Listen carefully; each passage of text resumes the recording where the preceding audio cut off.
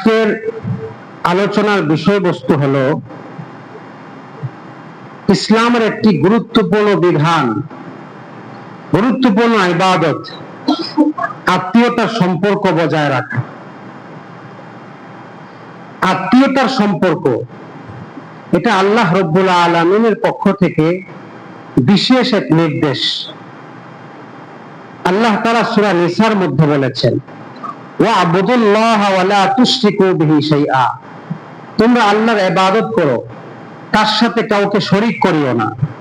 ওয়াবিল ওয়ালিদাইনি ইহসানা, পিতা মাতার সাথে ভালো ব্যবহার করো। ওয়াবিদিল কুরবা ওয়াল ইয়াতামা, আত্মীয় স্বজনদের সাথে, ইয়াতীমদের সাথে, মিসকিনদের সাথে সুন্দর ব্যবহার করো, তাদের হক আদায় করো।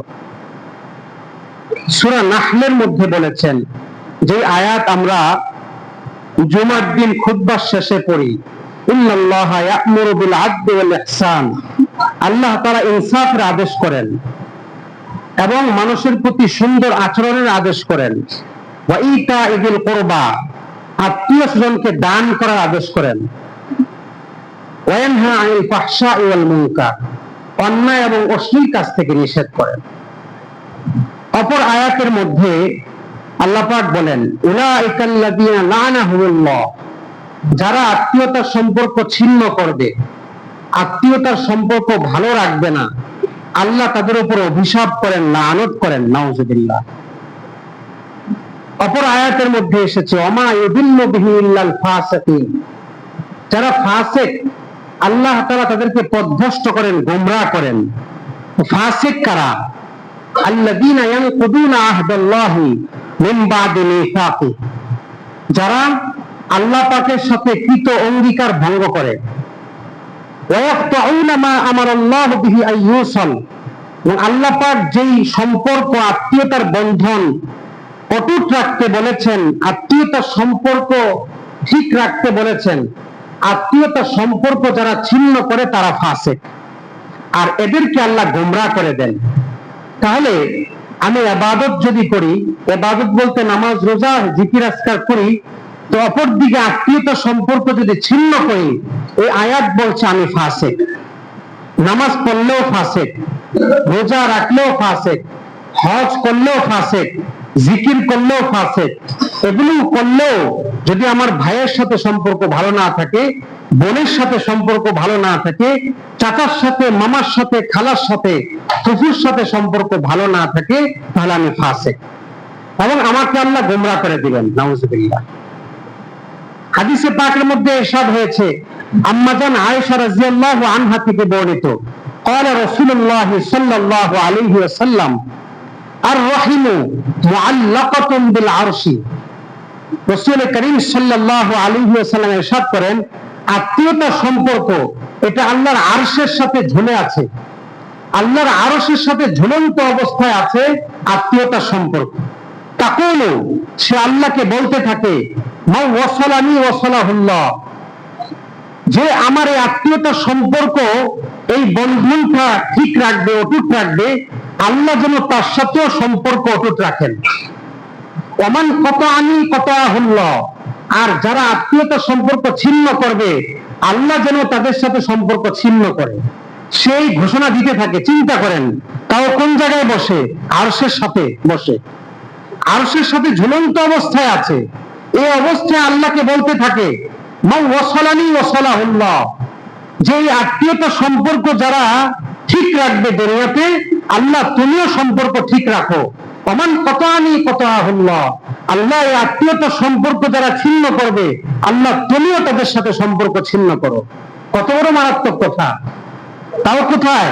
আল্লাহর আরশের সাথে বসে। তারপর বলতেছে, অপর হাদিসে পাকের মধ্যে এসেছে, হযরত আবু হুরায়রা রাদিয়াল্লাহু আনহু থেকে বর্ণিত, ক্বালা রাসূলুল্লাহ সাল্লাল্লাহু আলাইহি ওয়াসাল্লাম, রাসূল করিম সাল্লাল্লাহু আলাইহি ওয়াসাল্লাম ইরশাদ করেন, মান কানা ইউমিনু বিল্লাহি ওয়াল ইয়াউমিল আখির ফালইকরিম যায়ফাহু, যে আল্লাহ এবং পরকালে বিশ্বাস রাখে, অর্থাৎ যার ঈমান আছে, ফালইকরিম যায়ফাহু, সে যেন মেহমানকে সম্মান করে। মেহমান আসলে বিরক্ত না হয়, অসন্তুষ্ট না হয়, খারাপ ব্যবহার না করে। মেহমানের কদরদারি করা, হ্যাঁ, অতিথি আপ্যায়ন করা, অতিথি পরায়ণতা, হ্যাঁ, এই যে গুণ, এটা ইমানের আলামত। ইমান যদি থাকে তাহলে রাসূল বলেন সে যেন মেহমানকে আপ্যায়ন করে, সম্মান করে, খারাপ ব্যবহার না করে। এই কথাটা বলার পরে বলছেন ওমান কানা ইউমিনু বিল্লাহি ওয়াল ইয়াউমিল আখির ফালইয়াসিল রাহিমাহু, আর যে আল্লাহ এবং পরকালে বিশ্বাস রাখে সে যেন আত্মীয়তার সম্পর্ক বজায় রাখে। তার মানে আত্মীয়তার সম্পর্ক বজায় রাখা এটা ঈমানের সাথে সম্পৃক্ত। ঈমান যার থাকবে, মুমিন যে হবে, আত্মীয়তার সম্পর্ক তার বজায় রাখতে হবে। আমি ভাইয়ের সাথে সম্পর্ক ছিন্ন করে, বোনের সাথে, মামার সাথে, খালার সাথে, কুকুর সাথে, এটা তো একদম রক্তের কাছের, এরপরে বোনের সাথে, ভাইয়ের সাথে, ভাতিজার সাথে, ভাগিনার সাথে সম্পর্ক ছিন্ন করে বড় ইবাদত গুজার হতে পারবো না। হাদিস থেকে আমরা বুঝতে পারছি। অপর হাদিসে পাকের মধ্যে ইরশাদ হয়েছে, হযরত জুবাইর ইবনে মুতঈম রাদিয়াল্লাহু আনহু থেকে বর্ণিত, قال رسول الله صلى الله عليه وسلم, ছোট ছোট বাচ্চারাও হাদিস মুখস্থ করে নিয়মিত, সেটা কি, লা ইয়াদখুলুল জান্নাতা কাতিউ রাহিমিন, যারা আত্মীয়তার সম্পর্ক ছিন্ন রাখে তারা জান্নাতে প্রবেশ করবে না। নাউযুবিল্লাহ। কত মারাত্মক কথা! তাহলে আত্মীয়তার সম্পর্ক ছিন্ন, এটা কত বড় গুনাহ! এটা আমরা গুনাহই মনে করি না, গুনাহই মনে করি না। আত্মীয়দের সম্পর্ক রাখা, তাদের সাথে যোগাযোগ করা, তাদের সাথে সম্পর্ক ভালো রাখা, এটা গুরুত্বপূর্ণ ইবাদত, ইবাদতের অন্তর্ভুক্ত, এটা ইবাদতের অন্তর্ভুক্ত। এজন্য আল্লাহ পাক কোরআনে বলেছেন, ইন্নাল্লাহা ইয়া'মুরু বিল আদলি ওয়াল ইহসান ওয়া ইতা'i যিল কুরবা, আল্লাহর আদেশ ন্যায় ইনসাফ করা, মানুষের প্রতি সদাচরণ করা, ওয়া ইতা'i যিল কুরবা, এবং আত্মীয় স্বজনদেরকে দেওয়া, তাদের সাথে সম্পর্ক ভালো রাখা, এটা আল্লাহর আদেশ। অপর হাদিসে পাকের মধ্যে ইরশাদ হয়েছে, আবু হুরায়রা রাদিয়াল্লাহু আনহু থেকে বর্ণিত, قال رسول الله صلى الله عليه وسلم, রাসূল করিম সাল্লাল্লাহু আলাইহি ওয়াসাল্লাম ইরশাদ করেন, ইন্নাল্লাহ তাআলা খলাকাল খালকা, আল্লাহ পাক যখন তার সমস্ত মাখলুক সৃষ্টি করেন, হাত্তা ইদা ফারাগা মিন খালকিহি, সমস্ত মাখলুক সৃষ্টি করার পরে যখন, হাত্তা ইদা ফারাগা মিন খালকিহি, তার সৃষ্টি করা থেকে তিনি যখন অবসর হন, মানে সমস্ত সৃষ্টি করা যখন শেষ হয়ে যায়, কামাতুর রহিম, তখন আত্মীয়তার সম্পর্ক আল্লাহর সামনে দাঁড়িয়ে যায়। খেয়াল করবেন, সমস্ত সৃষ্টি করা শেষ, এখন আত্মীয়তার সম্পর্ক আল্লাহর সামনে দাঁড়িয়ে গেছে। কামাতুর রহিম, আত্মীয়তার সম্পর্ক দাঁড়িয়ে বলতেছে, হাদা মাকামুল আইদি বিকা মিনাল কফিয়াতি, আয় আল্লাহ, এটা আপনার কাছে আত্মীয়তার সম্পর্ক থেকে আশ্রয় প্রদানকারীর স্থান। হাদা মাকামুল আইদি বিকা মিনাল কফিয়াতি, এটা হলো আশ্রয়ের জায়গা। কিসের থেকে? আত্মীয়তার সম্পর্ক ছিন্ন করা থেকে। আপনার কাছেই তো একমাত্র আশ্রয়ের জায়গা। সকালা, তখন আল্লাহ পাক বলেন, নাম, হ্যাঁ, আমার কাছেই আশ্রয়ের জায়গা একমাত্র। তোমাকে আমি কথা দিচ্ছি, আমা তারদাইনা, তুমি কি সন্তুষ্ট হবে না, আন আসিলাকা মান ওয়াসালাকি, আন আসিলা মান ওয়াসালাকি, যে তোমার সাথে যারা সম্পর্ক বজায় রাখবে, অর্থাৎ যারা আত্মীয়তার সম্পর্ক বজায় রাখবে, আল্লাহ নিজে আত্মীয়তার সম্পর্ককে বলতেছেন যে আমি তোমাকে কথা দিচ্ছি, তুমি সন্তুষ্ট হবে কিনা বলো। যারা আত্মীয়তার সম্পর্ক ছিন্ন করবে, আমি আল্লাহ তার সাথে সম্পর্ক ছিন্ন করব। যারা আত্মীয়তার সম্পর্ক তোমার সাথে বজায় রাখবে, আমি আল্লাহ তার সাথে সম্পর্ক বজায় রাখবো। আল্লাহ পাক আত্মীয়তার সম্পর্ককে তাকে সামনে রেখে কথা দিয়েছেন, এটা যে তুমি সন্তুষ্ট হবে কিনা বলো।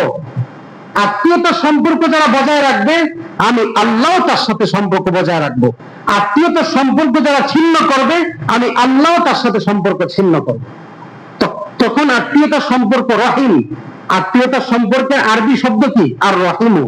সে বলতেছে, ক্বালাত বালা ইয়া রব্বি, হ্যাঁ হে রব, আমি সন্তুষ্ট আছি।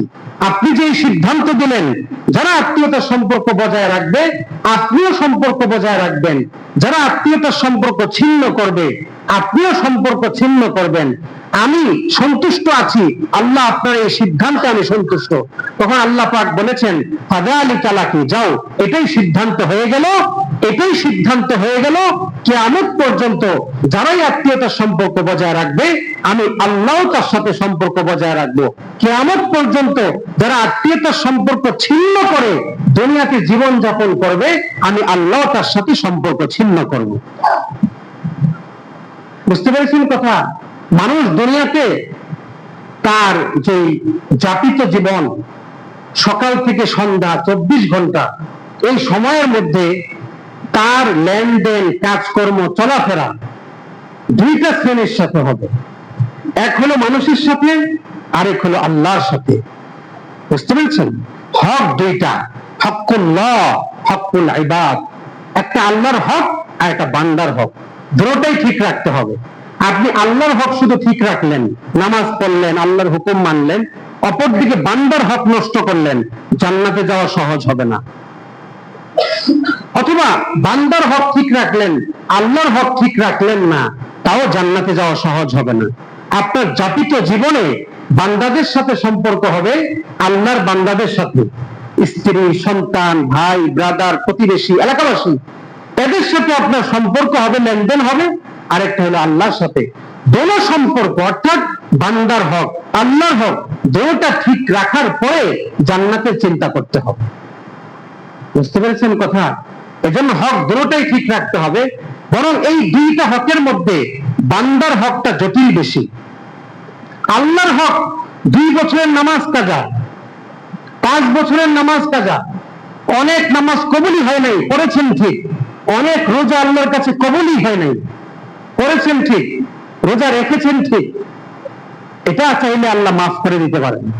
তো বান্দার হকটা, যেই লোককে আপনি কষ্ট দিয়েছেন, যেই লোকের মাল আপনি আত্মসাৎ করে নিয়েছেন, সে তো মাফ করে নাই। তো এই বান্দার হকটা নষ্ট অবস্থায় থেকে যাবে কিয়ামত পর্যন্ত। কিয়ামতের দিন সে দাঁড়াবে, আল্লাহ আমার 50,000 টাকা সে নিয়েছে, দেয় নাই, আত্মসাৎ করেছে। আল্লাহ সে আমাকে মানুষের সামনে অপমানিত করেছে, মাফ হয় নাই। আমাকে রক্তাক্ত করেছে মানুষের সামনে, আমাকে বেইজ্জতি করেছে মানুষের সামনে, আল্লাহ এটার তো মাফ হয় নাই। আল্লাহ এই হক দিতে হবে তার। হাদিসে পাকের মধ্যে এসেছে, আতাদরুনা মানিল মুফলিস, তোমরা কি জানো কিয়ামতের দিন কাঙ্গাল কে হবে? সবচেয়ে কাঙ্গাল, নিঃস্ব, অসহায় কে? সাহাবায়ে কেরাম বললেন, ইয়া রাসূলুল্লাহ, আমরা তো নিঃস্ব বলতে জানি তাদের কি, যাদের সম্পদ নাই, টাকা পয়সা নাই, এদের কি তো নিঃস্ব বুঝি? রাসূল করিম সাল্লাল্লাহু আলাইহি সাল্লাম বললেন যে সবচেয়ে নিঃস্ব হবে ওই ব্যক্তি কিয়ামতের দিন, নামাজ অনেক থাকবে, রোজা অনেক থাকবে, হজ অনেক থাকবে তো ঠিক, কিন্তু বান্দার হক নষ্ট করেছে। সে হক নষ্ট করার কারণে আজকে তার নামাজ, রোজা, যার হক নষ্ট করেছে তাকে দিয়ে তারপরে ওই যার হক নষ্ট করেছে তার সমস্ত গুনাহ মাথায় নিয়ে জাহান্নামে যেতে হবে। নাউজুবিল্লাহ। তো নিঃস্ব সবচেয়ে বেশি হবে এই ব্যক্তি। এজন্য এই জায়গাটা স্পর্শকাতর। বান্দার হক এই জায়গাটা সেন্সিটিভ, বড় স্পর্শকাতর। এই জায়গায় সতর্ক থাকা জরুরি, এই জায়গাটায় সতর্ক থাকা বেশি জরুরি, কিন্তু অথচ আমরা এটার ব্যাপারে বড় গাফেল। হাদিসে পাকের মধ্যে এসব হয়েছে, হযরত আবু আইয়ুব আনসারী রাদিয়াল্লাহু আনহু থেকে বর্ণিত, আন্না রাজুলান ফাকালা ইয়া রাসূলুল্লাহ আখবিরনি বিআমালিন ইউদখিলুনি আল জান্নাহ, ইয়া রাসূলুল্লাহ আমাকে এমন একটি আমলের কথা বলুন যে আমল জান্নাতে নিয়ে যাবে। রাসূল করিম সাল্লাল্লাহু আলাইহি ওয়াসাল্লাম বললেন, তা'বুদুল্লাহ, আল্লাহর ইবাদত করো, ওয়ালা তুশরিকু বিহি শাইআ, তার সাথে কাউকে শরীক করবে না, ওয়া তুকিমুস সালাতা, নামাজ কায়েম করো, ওয়া তুতিজ যাকাতা, যাকাত দাও, ওয়া তাসিলুর রাহিমা, সর্বশেষ বললেন আত্মীয়তার সম্পর্ক বজায় রাখো। নামাজ, রোজা, আত্মীয়তার সম্পর্ক, ঈমান ঠিক রাখতে হবে, শিরিক করা যাবে না আল্লাহর সাথে। নামাজ পড়ো, যাকাত দাও, আল্লাহর হুকুম মানো, আত্মীয়তার সম্পর্ক বজায় রাখো। গুরুত্বপূর্ণ পাঠ। রাসূল করিম সাল্লাল্লাহু আলাইহি ওয়াসাল্লাম মদিনায় আসলেন মক্কা থেকে, এসে বললেন আফসুস সালাম। প্রথমেই যেই ঘোষণা দিয়েছেন, প্রথমেই যেই নসিহত করেছেন, সেই নসিহতটা কি খেয়াল করবেন, আফসুস সালাম, বেশি বেশি সালাম দাও। বলে সালাম দেওয়ার কি ফায়দা? বলে এই সালামটা বিশেষভাবে বান্দার সাথে সম্পৃক্ত। আপনি চলাফেরার ক্ষেত্রে সালামটা দিবেন কাকে? অপর ভাইকেই তো, অপর নিজের মাহরাম বোনকেই তো। সালামটা দিবেন কেন? সম্পর্ক বৃদ্ধি পাওয়ার জন্য। এটা বান্দার সাথেই কিন্তু সম্পৃক্ত। আপনি সওয়াব পাবেন আল্লাহর কাছে, প্রতিটা সালামের সওয়াব আছে, এটা সুন্নাহ। কিন্তু এটা একটা বড় ফায়দা, মহাব্বত বাড়া, পরস্পরে মহাব্বত বৃদ্ধি পাবে, বান্দার হক আদায় হবে। আফসুস সালাম এক নম্বর। 2 নম্বর, ওয়াতআইমুত তাআম, মানুষকে খাওয়াও, এটাও বান্দার সাথে সম্পৃক্ত। আত্মীয়কে খাওয়াও, প্রতিবেশীকে খাওয়াও, অনাত্মীয়কে খাওয়াও, মিসকিনকে খাওয়াও, ইয়েতিমকে খাওয়াও, সব অন্তর্ভুক্ত, মানে মানুষের হক। ওয়াসিলুল আরহাম, 3 নম্বর, আত্মীয়তার সম্পর্ক বজায় রাখা। 3 নম্বর নসিহত। প্রথম 3টাই বান্দার সাথে সম্পৃক্ত। 3 নম্বরেই কি এনেছেন? আত্মীয়তার সম্পর্ক বজায় রাখা। 4 নম্বর, ওয়াসাল্লু বিল-লাইলি ওয়ান-নাসু নিয়াম, রাতে মানুষ যখন ঘুমিয়ে থাকে শেষ রাত্রিতে তুমি নামাজ পড়ো। গুরুত্বপূর্ণ একটা কাজ, ইবাদত। তাহলে মদিনায় যাওয়ার পরেও প্রথম নসিহতের মধ্যে আত্মীয়তার সম্পর্ক বজায় রাখা, এই নসিহত। হাদিসে পাকের মধ্যে এরশাদ হয়েছে, হযরত আনাস রাদিয়াল্লাহু আনহু থেকে বর্ণিত, আনাস ইবনে মালিক রাদিয়াল্লাহু আনহু قال رسول الله صلى الله عليه وسلم من أحب أن يبسط له في رزقه أو ينسأ له في إثمه فليصل رحمه। কেউ যদি 2টা জিনিস চায় জীবনে, সবাই চাবে, আমি যদি 2টা কথা বলি কেউ বলবেন না হুজুর আমি চাই না, এমন 2টা জিনিস যে সবাই চায়, এই 2টা সৌভাগ্য যদি কেউ অর্জন করতে চায় তাহলে আত্মীয়তার সম্পর্ক বজায় রাখতে হবে। মান আহাব্বা আইয়ুবসাতা লাহু ফি রিজকি, 1 নম্বর, কেউ যদি চায় তার রিজিকের মধ্যে বরকত হোক, তার রিজিক, তার উপার্জন, তার টাকা পয়সা, তার সম্পদ। রিজিক বলতে অনেক কিছু, শুধু টাকা না। রিজিক বলতে খাবার, সুস্থতা, আরাম আয়েশ, টেনশন মুক্ততা, বুঝছেন, ভালো ঘুম হওয়া, টেনশন ফ্রি থাকা, মানুষ ভালো ব্যবহার করা, সব রিজিকের অন্তর্ভুক্ত। কেউ যদি চায় আইয়ুবসাতা লাহু ফি রিজকি, তার রিজিকের মধ্যে বরকত হোক। 2 নম্বর, আও ইনসা লাহু ফি ইথমি, তার হায়াতের মধ্যে বরকত হোক, তার জীবনটা সুন্দর থাকুক, তার হায়াত অসুস্থতা মুক্ত থাকুক, ভালো থাকুক, তার হায়াত দীর্ঘ হোক, বুঝতে পেরেছেন, তার জীবন সুন্দর হোক, এটা যদি চায় কেউ, এবং কেউ যদি কামাই রুজিতে বরকত চায়, তাহলে সে যেন আত্মীয়তার সম্পর্ক বজায় রাখে। বুঝতে পেরেছেন? তাহলে আত্মীয়তার সম্পর্ক বজায় রাখার উপর নির্ভর করবে আপনার কি করা, হায়াতে বরকত হওয়া, রিজিকে বরকত হওয়া। বুঝতে পেরেছেন? এজন্য আত্মীয়তার সম্পর্ক বজায় রাখা জরুরি। কে না চায়? আপনাকে যদি বলি আপনি কি রিজিকে বরকত চান, আপনি বলবেন অবশ্যই চাই। আপনাকে যদি বলি আপনি কি হায়াতের মধ্যে বরকত চান, আপনার হায়াতটা সুন্দর কাটুক, কঠিন রোগে আক্রান্ত না হোক, মারাত্মক ব্যাধিতে আক্রান্ত না হোক, আপনি কি চান? প্রশ্ন করলে আপনি বলবেন হ্যাঁ, এটা আমি চাই না, আমি চাই রোগ মুক্ততা, আমি চাই রিজিকে বরকত, তাই না? আপনাকে প্রশ্ন করলে কিন্তু এটাই বলবেন, রিজিকে আমি বরকত চাই, হায়াতে বরকত চাই। যদি কেউ চায় রিজিকে বরকত, যদি কেউ চায় হায়াতে বরকত, সে যেন আত্মীয়তার সম্পর্ক বজায় রাখে। বুঝতে পেরেছেন? খুব গুরুত্বপূর্ণ কথা। অনেকে বলে হুজুর আমার বাবার সাথে চাচার সম্পর্ক নাই, চাচার সাথে বাবার ভালো সম্পর্ক নাই, এজন্য আমিও চাচার সাথে সম্পর্ক রাখি না। না, হবে না। আপনার বাবার সাথে সম্পর্ক নাই বলে আপনার তো চাচা, আপনার সম্পর্ক ঠিক রাখতে হবে। আপনার তো মামা, মায়ের সাথে সম্পর্ক ভালো না সেটা দেখার বিষয় না, আপনার তো মামা, আপনি সম্পর্ক ঠিক রাখুন। খালার সাথে আপনার মায়ের সম্পর্ক নাই সেটা দেখার বিষয় না, আপনি, আপনার তো খালা, আপনি চলে যান তার কাছে, আপনি খুঁজলেন, ফোন দেন, কিছু হাদিয়া নিয়ে যান, হাল কুরসি করে আসেন, হাল কুরসি করে আসেন, এটা আপনার করতে হবে। অনেকে একটা সমাজের রেওয়াজ হয়ে গেছে, অনেক আগ থেকে সন্তান দেখে বাবার সাথে চাচার সম্পর্ক না, এখন তারও বিষয় এমন হয়ে গেছে সেও চাচার সাথে সম্পর্ক ভালো রাখে না। সে দেখতেছে ফুফুর সাথে বাবার সম্পর্ক অনেক আগ থেকে ভালো না, এখন বাবা যেহেতু সম্পর্ক ভালো রাখে না আমিও রাখবো না। নাউজুবিল্লাহ, এটা একটা পারিবারিক সামাজিক একটা ব্যাধি হয়ে গেছে। ঠুনকো কারণে, সামান্য কারণে সম্পর্ক ছিন্ন হচ্ছে, ভাইয়ের সাথে ভাইয়ের, চাচার সাথে চাচার, চাচার সাথে বাবা, আরে ফুফু, চাচা, খালা, মামা, ভাতিজা, ভাগিনা, বোন, ভাই, এগুলো তো একেবারে কাছের আত্মীয়, কখনোই সম্পর্ক ছিন্ন করা যাবে না। হাদিসে পাকের মধ্যে এসেছে লাইসাল ওয়াসিলু আল মুকাফি। আমরা মনে করি এমন যে আমার ভাই তো আমার সাথে সম্পর্ক রাখে না, আমি কেমনে রাখবো? বলে না, তাহলে তুমি আত্মীয়তার সম্পর্ক বজায় রাখনেওয়ালা হবে না। হাদিস বলছে কেউ তোমার সাথে, তোমার আত্মীয়, তোমার ভাই, চাচা তোমার সাথে সম্পর্ক ছিন্ন করে, তুমি নিজে গিয়ে সম্পর্ক ঠিক করো। হ্যাঁ, যদি এমন হয় যে তুমি যাওয়ার পরেও সে তোমাকে সুযোগ দেয় না, যাওয়ার পরেও ভালো ব্যবহার করে না, তাহলে তুমি দায়মুক্ত হয়ে যাবা, তুমি ঠিকই থাকবা। হাদিসের ভাষায় আল ওয়াসিল, তুমি আত্মীয়তার সম্পর্ক বজায় রাখনেওয়ালা বলে আল্লাহর কাছে লিপিবদ্ধ হয়ে যাবা। সে দোষী হবে, তোমার দায়িত্ব তুমি পালন করো। হাদিসে একথা আছে, সে যদি সম্পর্ক খারাপ করে, তুমি সম্পর্ক ঠিক রাখো। যাওয়ার পরেও যদি ব্যবহার খারাপ করে বা সে সম্পর্ক রাখতে না চায়, তাহলে সে যেন নিজের মুখে নিজে প্রমাদ ছাই নিক্ষেপ করলো। নিজের মুখে নিজে ছাই নিক্ষেপ করলো মানে সে নিজে ক্ষতি করলো। তোমার কিছু হবে না, তুমি ঠিকঠাক থাকবা, তুমি আত্মীয়তা সম্পর্ক বজায় রাখনেওয়ালা হবা।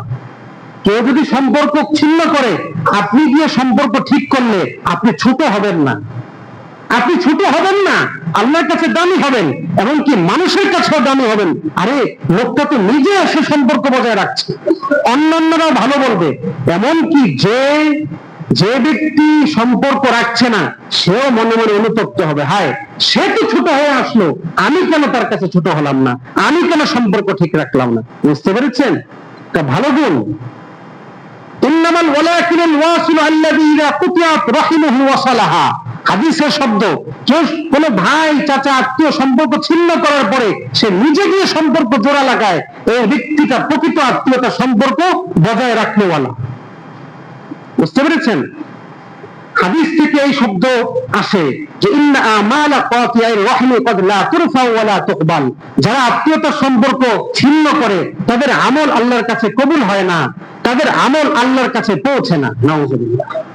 কত জঘন্য কথা। আপনি দেখুন বুখারী শরীফের শুরুতেই যে হাদিস এসেছে, রাসূল করিম সাল্লাল্লাহু আলাইহি ওয়াসাল্লামের উপর যখন ওহী নাযিল হয় সর্বপ্রথম, কাইফা কানা বাদউল ওয়াহী, বুখারীর শুরুতেই যে অধ্যায় আছে কিতাবুল ঈমান, ঈমান অধ্যায়ের পরে বুখারীর একেবারে শুরুতে যে অধ্যায়, সেটা হলো রাসূলের উপর কিভাবে ওহী নাযিল হতো।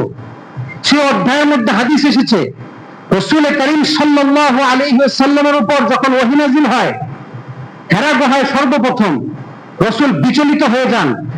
জিবরাইল, যিনি ঊর্ধ্ব জগতের লোক, ভিন্ন জাতি ফেরেশতা, ঊর্ধ্ব জগতের বাণী আল্লাহর পক্ষ থেকে নিয়ে আসছেন, রাসূলের সাথে এই বাণী নিয়ে আসার কারণে প্রথম সম্পর্কের যেই কারণে প্রসার, এই চাপ নবীজি নিতে পারছিলেন না, বিচলিত হলেন। আম্মাজান আয়েশা খাদিজা রাদিয়াল্লাহু আনহার কাছে চলে আসলেন। প্রথম স্ত্রীর নাম কি নবীজি? খাদিজা রাদিয়াল্লাহু আনহা। চলে আসলেন, এসে বলতেছেন লাকাদ খাশিতু আলা নাফসি, আমি আমার নফসের উপর ভয় করতেছি, না জানি কি হয়, আমি মারা যাব কিনা, নাকি আমার লাঞ্ছনা আসে দুনিয়াতে, আমি যেন কি হয়ে যাই, ভয় পাচ্ছেন।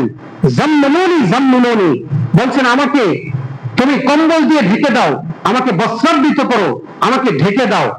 শীত অনুভব করছেন, খারাপ লাগছে, ভয় পাচ্ছেন। তখন আম্মাজান আয়েশা রাদিয়াল্লাহু আনহা রাসূলকে কয়েকটা কথা বলেছেন। ইয়া রাসূলুল্লাহ, কাল্লা, কখনো নাই, কখনো এটা হতে পারে না। লা ইউখজিকাল্লাহু আবাদা, আল্লাহ কখনো আপনাকে লাঞ্ছিত করবেন না, আপনাকে কখনো লাঞ্ছিত করবেন না। আমার কথা খাদিজা রাদিয়াল্লাহু আনহা বলছেন যে মনে রাখবেন, আপনি কখনো বিচলিত হবেন না, আপনি ভয় পাবেন না, আপনাকে আল্লাহ দুনিয়াতে লাঞ্ছিত করবেন না। এই কথা বলে হযরত খাদিজা রাদিয়াল্লাহু আনহা কয়েকটা কথা বলেছেন। আপনি দুনিয়াতে লাঞ্ছিত হবেন না কেন, আর কয়েকটা কারণ বলেছেন, ওটা খেয়াল করতে হবে আপনাদের। এই সব কয়েকটি কথা বান্দার হকের সাথে সম্পৃক্ত। আপনি নামাজ পড়েন, এটা এই কথা না, রোজা রাখেন, আপনি মানুষকে দাওয়াত দেন, একটাও নাই, পাঁচটা কথাই বান্দার হকের সাথে সম্পৃক্ত। কি বলেছেন? কাল্লা লা ইউখজিকাল্লাহু আবাদা, আল্লাহ আপনাকে লাঞ্ছিত করবেন না। এই কথা বলে প্রথমেই বলেছেন ইন্নাকা লা তাসিলুর রাহিমা, ও আল্লাহর নবী আপনি আত্মীয়তার সম্পর্ক বজায় রাখেন। বুঝতে পেরেছেন? আপনাকে আল্লাহ লাঞ্ছিত করবেন না, কারণ কি? ইন্নাকা লা তাসিলুর রাহমা, তাকিদের সাথে বলেছেন, হাদিসে উল্লেখ হয়েছে বুখারীর শুরুতেই, ইয়া রাসূলুল্লাহ, অবশ্যই অবশ্যই আপনার একটা বড় গুণ হলো আপনি আত্মীয়তার সম্পর্ক বজায় রাখেন। বড় আশ্চর্যের বিষয়, আমি বলতে পারবো না, আলোচনা সময় কম, যে আজকে আত্মীয়র মধ্যে সবচেয়ে বড় আত্মীয় হলো বাবা মা। আজকে বৈদিক শিক্ষক হয়ে আর ডাক্তার হয়ে ইঞ্জিনিয়ার হয়ে জাগতিক শিক্ষায় অনেক বড় কিছু হয়ে মায়ের খবর নেয় না, বাবার খবর নেয় না। দুনিয়াতেও লাঞ্ছিত হবে সমস্ত লোক, আখিরাতেও লাঞ্ছিত হবে।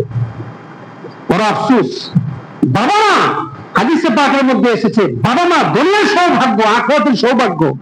বাবা মা, এই বাবা মার খোঁজ খবর রাখে না। আত্মীয়তার সম্পর্ক, এটা আমাদের কাছে একেবারে গৌণ বিষয়, একেবারে মানে ন্যূনতম বিষয় হিসেবে আমরা আজকে গ্রহণ করছি না। আত্মীয়তার সম্পর্ক কত গুরুত্বপূর্ণ বিষয়। আমি খাদিজা রাদিয়াল্লাহু আনহা বলেছেন, আপনার বিপদ আসবে না, আপনি লাঞ্ছিত হবেন না। এক নম্বর আপনার গুণ, ইন্নাকা লা তাসিলুর রাহিমা, আত্মীয়তার সম্পর্ক আপনি বজায় রাখেন। দুই নম্বর গুণ কি? ওয়াতাহমিলুল কাল্লা, যারা অক্ষম, সমাজে যারা নিজের বোঝা বহন করতে পারে না, আয় রোজগার করতে পারে না, আপনি তাদের আয় রোজগারের জন্য আপনি দায়িত্ব গ্রহণ করেন। এটাও বান্দার হকের সাথে সম্পৃক্ত না? সুবহান। দুই নম্বর, ওয়াতাহমিলুল কাল্লা, ওয়াতাহমিলুল কাল্লা, আপনি ওয়াতাকরিজ যায়ফা, এবং আপনি মেহমানের মেহমানদারি করেন। মেহমানের মেহমানদারি করেন। তিন নম্বর, এটা আরেকটা গুণ ছিল নবীজি। নবীজি অতিথি পরায়ণ ছিলেন। হযরত ইব্রাহিম আলাইহিস সালাম অতিথি পরায়ণ ছিলেন। আমরা অতিথি দেখলে ভয় পাই, অথচ হাদিসে আসছে কোন মেহমানকে খাওয়ালে ওই ঘরে বরকত হয়। বুঝতে পেরেছেন? অনেক মহিলারা ভয় পেয়ে যায়, হায় হায় কত কিছু রান্নাবাড়ি করতে হবে, কত টাকা খরচ, কত মেহনত, কত কিছু। এটা ইমানের বিষয়। মেহমানের মেহমানদারি করা বান্দার হকের সাথে সম্পৃক্ত। রাসূল অতিথি পরায়ণ ছিলেন। ওয়াতাকরিজ যায়ফা, আরেকটা হলো ওয়াতাকসিমুল মাদুমা, যারা নিঃস্ব অসহায় আপনি তাদের উপার্জনের ব্যবস্থা করেন। ওয়াতাকসিমুল মাদুমা, নিঃস্ব অসহায়, কিছু নাই, হ্যাঁ, বিধবা নারী বা যার কিছু নাই, অসহায় মিসকিন, তাদেরকে আপনি কিছু আয় রোজগারের ব্যবস্থা করেন। পাঁচ নম্বর, ওয়াতুআইনু আলা নাওয়াইবিল হকি, যারা হকের উপর থাকার কারণে বিপদগ্রস্ত হয়েছে আপনি তাদের সাহায্য করেন। এটাও বান্দার হকের সাথে সম্পৃক্ত। সাহায্য, সহযোগিতা, মানুষের পাশে দাঁড়ানো, মানুষের সাথে থাকা, এই গুণ এই পাঁচটা গুণ শুধু বান্দার হকের সাথেই বললেন। আজকে কেউ বিপদে পড়লে আমি হাসি, এটা হাদিসে নিষেধ আসছে। আপনি তার ব্যথায় ব্যথিত হতে হবে। আমার এখন সময় না, আরেক সরকার আছে, ধরেন আমার এখন সময়, আমার বিরোধী দলের কেউ বর্তমানে লাঞ্ছিত হচ্ছে, অপমানিত হচ্ছে, আমি দেখে হাসি, তার লাঞ্ছনা দেখে আমি হাসি, হয় না এরকম?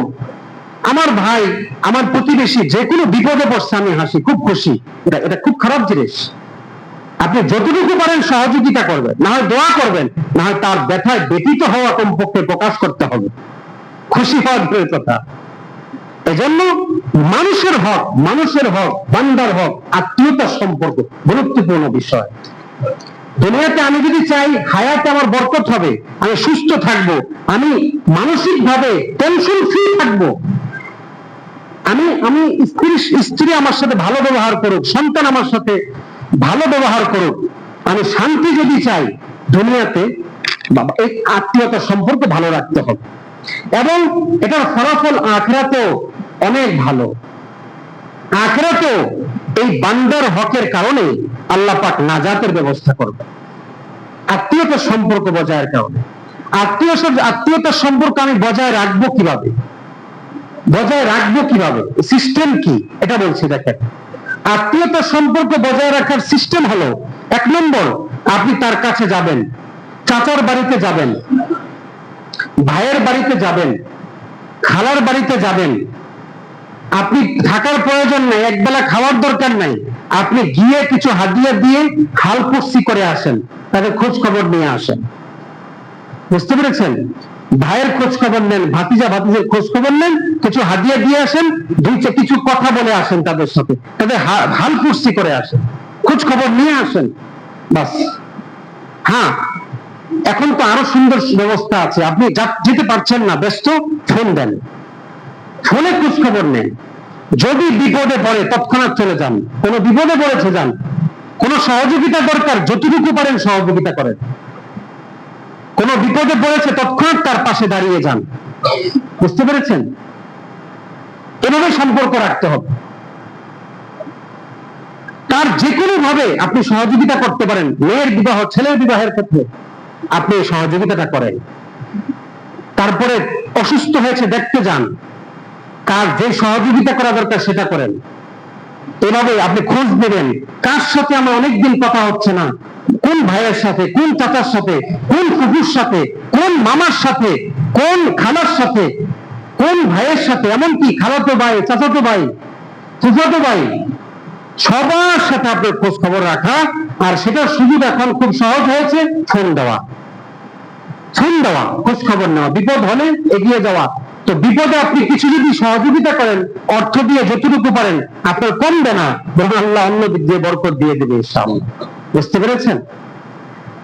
আমি এই আলোচনার সাথে বাবা মায়ের আলোচনা করতে যাচ্ছিলাম, কিন্তু সময় আর হবে না, এটা আগামী সপ্তাহে সন্ধ্যা করার চেষ্টা করবো। তবে এটুকু বলি, সবচেয়ে বড় সম্পদ একটা মানুষের জন্য বাবা মা।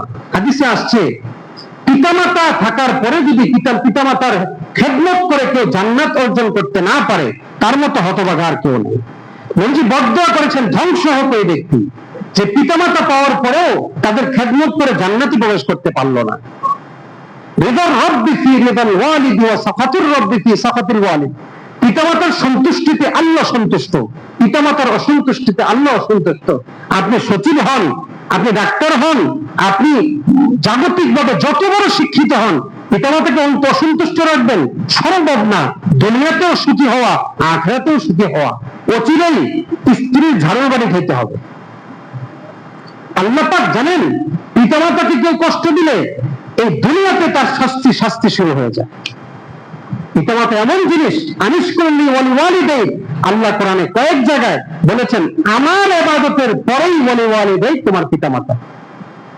সর্বশেষ কথা, এটা বিস্তারিত সামনে আলোচনা করব। সর্বশেষ কথা হলো যে কোন ইহুদি বেঈমান যারা ফিলিস্তিনের সহযোগী, তাদের সাথে আপনি সম্পর্ক রাখবেন না, তাদের ভালোবাসা আপনি অন্তরে ধারণ করবেন। জুমায় আসতে দেরি হচ্ছে কেন, ফজরে মুসল্লি নাই কেন, রাত জেগে আপনি তাদের জন্য ইবাদত করতে, তাদের খেলা দেখতে পারেন, অথচ ফজর নামাজটা পড়তে পারেন। এরা তো জালেম। হাদিসে পাকের মধ্যে এসেছে, কেউ যদি জালেমের সহযোগিতা করে, আপনি তাদের খেলায় খুশি হওয়া, তারা গোল দিলে, তারা জিতলে খুশি হওয়া মানে তাদের সমর্থন করা, তাদের সমর্থন। আল্লাহ পাক বলেন যে সে কেউ যদি জালেমের সহযোগিতা এগিয়ে যায়, সে ইসলাম থেকে বের হয়ে যায়।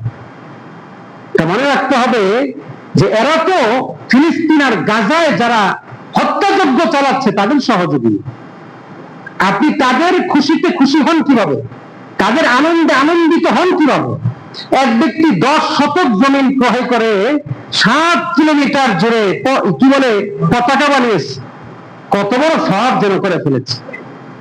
আপনি চিন্তা করেন, কত বড় সওয়াব করে ফেলেছে। রাসূলের প্রতি ভালোবাসা নাই, একজন বেঈমান খেলোয়াড়ের প্রতি ভালোবাসা। 10 শতক জমিন বিক্রি করেছে, কত বড় সওয়াব। আল্লাহ আমাদেরকে হেফাজত করেন।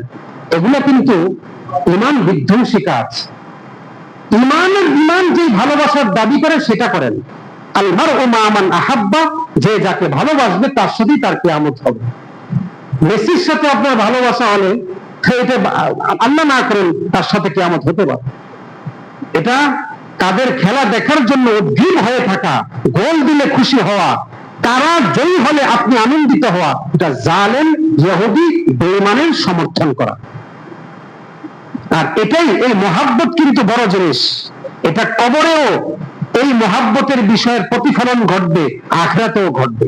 আল্লাহ পাক আমাদেরকে সহি বুঝার, আমল করার তৌফিক দান করেন। যারা ক্বাবলা জুমা 4 রাকাত সুন্নাত আদায় করেন, আদায় করেন। সুবহানাল্লাহি ওয়া বিহামদিহি।